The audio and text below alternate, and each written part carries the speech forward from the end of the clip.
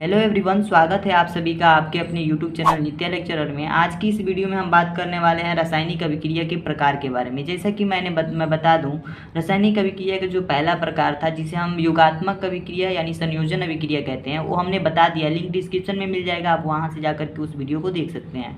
दूसरा जो प्रकार है प्रतिस्थापन यानी विस्थापन अभिक्रिया, इसे अंग्रेजी में सब्स्टिट्यूशन रिएक्शन बोला जाता है। तो इसकी परिभाषा और इसके उदाहरण के बारे में इस वीडियो में हम बात करने वाले हैं। तो वीडियो को शुरू से लेकर अंत तक देखिए। प्रतिस्थापन अभिक्रिया क्या होती है, बहुत ही अच्छे तरीके से आपको समझ में आ जाएगी। तो सबसे पहले इसकी परिभाषा की बात करें तो यहाँ पे हमने सरल भाषा में एक परिभाषा लिखा हुआ है।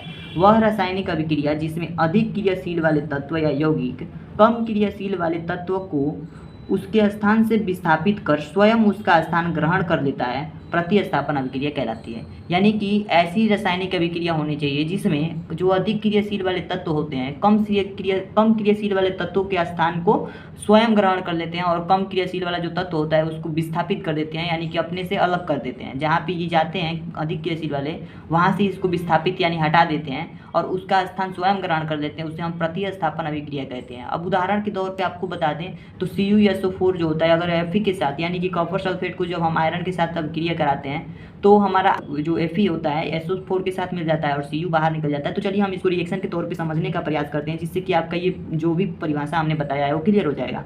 तो आपको बता देते हैं, जो ए वाला आपका उदाहरण है वो ये ले लेते हैं कि CuSO4 यानी जिसे हम कॉपर सल्फेट बोलते हैं। CuSO4 का अगर हम Fe के साथ अभिक्रिया कराएं आयरन के साथ, तो ये क्या रिएक्शन देता है। देखिए यहाँ पे जो Fe होता है ना, ये Cu पर अटैक करता है। कहाँ अटैक करता है, Cu पर अटैक करता है, यानी कॉपर और आयरन। अब इसमें देखा जाए तो जो आयरन होता है ना, इसकी जो क्रियाशीलता होती है अधिक होती है किसकी अपेक्षा में, इसकी तुलना में, यानी कि कॉपर की तुलना में जो आयरन की क्रियाशीलता होती है अधिक होती है। इसलिए जो कॉपर है ये विस्थापित हो जाता है और SO4 के साथ हमारा Fe आ जाता है। ठीक है, FeSO4 और प्लस में क्या विस्थापित बाहर कौन चला जाता है, Cu। ठीक है, इस तरीके से ये विस्थापित हो जाता है। तो इसे कहते हैं हम विस्थापन अभिक्रिया यानी प्रतिस्थापन अभिक्रिया। तो आशा करता हूँ आपको ये उदाहरण समझ में आया होगा। ठीक है, चलिए एक और उदाहरण लेकर के समझते हैं। हम अब एक और उदाहरण लेकर के देखते हैं। बी नंबर में आपका एक और उदाहरण ले लेते हैं। जैसे कि अगर आपके पास एक मीथेन है, मीथेन गैस जो CH4 होता है, मीथेन है और प्लस में इसके साथ हम Cl से यानी क्लोरीन से इसके साथ अभिक्रिया कराते हैं। तो देखिए इसको हम कुछ इस प्रकार से लिख सकते हैं। ध्यान से देखिए, अगर हम यहीं पर अभिक्रिया करा दें तो आपको थोड़ा सा समझने में दिक्कत होगा, लेकिन हम इसमें थोड़ा डीपली आपको बताना चाहें तो इस CH4 को हम CH3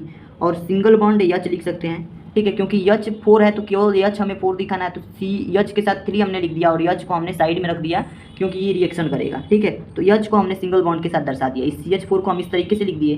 प्लस में इस क्लोरीन को हम ये लिख सकते हैं, Cl2 से हम अभिक्रिया कराना है। ठीक है, तो क्लोरीन को हम Cl2 से कराना है तो Cl सिंगल बॉन्ड Cl इस तरीके से लिख सकते हैं। और इसकी जो अभिक्रिया होगी ना, तो क्या होगा, यहाँ पे जो H आपको दिख रहा है ये H इसके साथ ज्वाइंट हो जाएगा। ठीक है, ये H जो है इसके साथ ज्वाइंट हो जाएगा, यानी कि जो हमारा H है इस H के पास ये Cl क्या करेगा, अटैक करेगा। और हाइड्रोजन और क्लोरीन में क्लोरीन की क्रियाशीलता अधिक होती है, इसलिए क्लोरीन जो है यहाँ पे आके चिपक जाएगा और हाइड्रोजन जो है यहाँ आ जाएगा। तो देखिए इस प्रकार से अभिक्रिया बनेगी, CH3 और क्लोरीन आकर के यहाँ पे चिपक जाएगा। ठीक है, तो क्लोरीन आ जाएगा और प्लस में H आपका इधर चला आएगा तो HCl बन जाएगा। तो आशा करता हूँ आपको ये भी उदाहरण समझ में आ गया होगा। तो आप यहाँ भी डायरेक्ट करना चाहें तो भी कर सकते हैं और यहाँ पे समझ कर करना चाहें तो भी कर सकते हैं। यहाँ पे देखिए हमने क्या किया कि मीथेन गैस को जब हम Cl2 के साथ अभिक्रिया कराया तो मीथेन को हम CH3 और सिंगल बॉन्ड H के रूप में लिख सकते हैं। CH4 हमें लिखना है। प्लस में क्लोरीन को हम Cl2 है तो क्लोरीन सिंगल बॉन्ड क्लोरीन लिख सकते हैं। और इसको जब अभिक्रिया कराएंगे तो क्लोरीन अधिक क्रियाशील है हाइड्रोजन से,